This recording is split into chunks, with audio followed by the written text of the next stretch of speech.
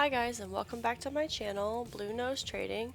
My name is Tori Solis, and today I'm working on another dragon sculpture. This sculpture was actually for a class project for my college ceramics class. The theme was inspired by nature. I like making dragons, so I thought I would look at some things from nature and take some of those elements to make this dragon. For starters, the head of this dragon is going to be a lot like a Venus flytrap, but not exactly. It is going to have elongated teeth like a flytrap, and then around its head I wanted to put these leaves, kind of like a corpse plant, that kind of encompass his head. And I imagined that if he were a moving thing, not clay, that it would be able to open and close and this vicious head would be sticking out.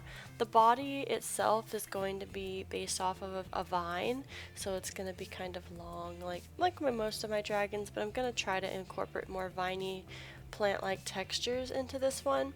And then the spikes going down his back are going to be the shape of rose thorns, and he's also going to have leaves on the end of his tail as the accents for those.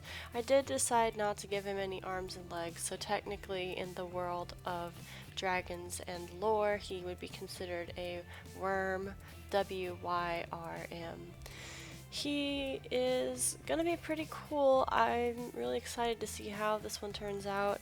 As far as all of my dragon sculptures go, currently I haven't decided how I want to be finishing them out.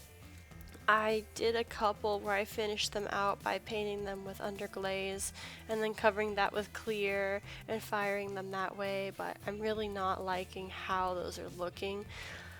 Some people like them, but I don't, and it's my artwork, so for me it's important that I like it.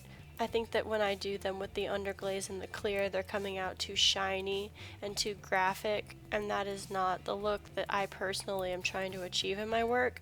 I want something that's not so glossy and not so loud's not the word, because I'm okay with bold and loud, but I want it to be smoother. I don't think I want anything really shinier than satin unless it's used very carefully, because the shiny for me just isn't it. I'm not really a big fan of shiny surfaces.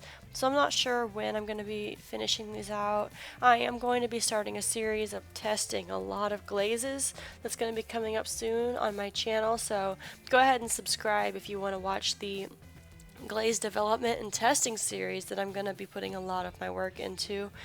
I'm hoping that once I figure out how some of these glazes that I'm going to make are working and what they're doing, that I can come back to my sculptures and color them how I want to with some of the glazes that I'm going to develop myself.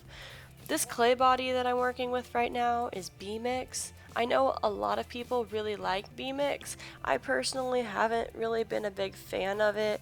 It's silky, soft, and smooth, but it comes with its own set of issues, which some people would argue are issues with the user. Basically, it's just a really dense clay body, and if you don't have everything even and it dries unevenly at all, it likes to crack, which isn't great if you're working with sculptures where things are just going to be uneven anyway.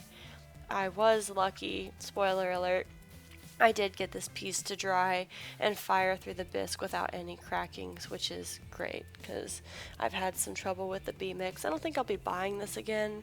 I am going to be using B-Mix in my test tile series just because so many people use it that having it as a reference when I'm testing glazes is probably going to be helpful for everybody. I might change my mind someday. I might come around to B-Mix, but I would say that my first impression with it is not super great. I'm not super fond of it. Silky smooth, but at what cost? Also, personally, I like a clay body that can stand on its own, something with interest, something speckly or brown or red that has its own kind of unique beauty to it. So those are more of the clays that I think I'll be working with as far as my pottery goes. As far as sculpture, I've really enjoyed sculpting with white stoneware. It doesn't give me as many issues as long as you're able to work quickly. This is the final project for my spring semester of college ceramics this year.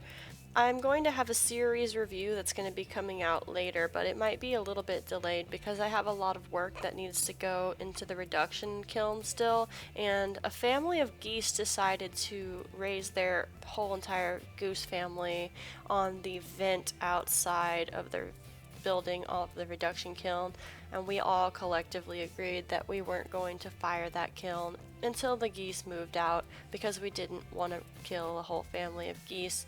So whenever that reduction gets fired and I get my work back, I will be doing a series review for all of this stuff.